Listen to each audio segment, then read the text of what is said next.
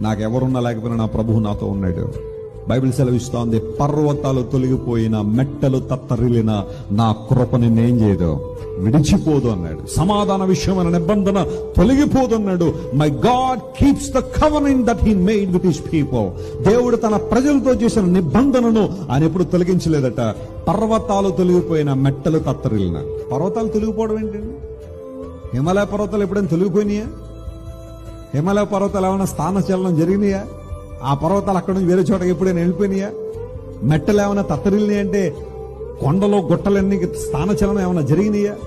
What does it mean? దాని అర్థం ఏంటంటే, జాగ్రత్తగా వినండి, కొన్నిసార్లు మన జీవితాల్లో పర్వతాలు లాంటి వాళ్ళు తప్పుకుంటారు, కొండల్లాంటి వాళ్ళు ప్రక్కకి తప్పేసుకుంటారు.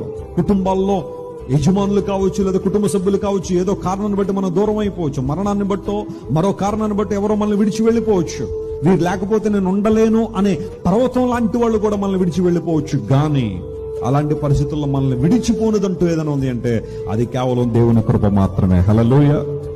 నా కృప నీకు చాలునని ఆనాడు ఆ పౌలు గారితో మాట్లాడిన దేవుడు, అదే అభయాన్ని దేవుడు మనకి ఇస్తున్నాడు.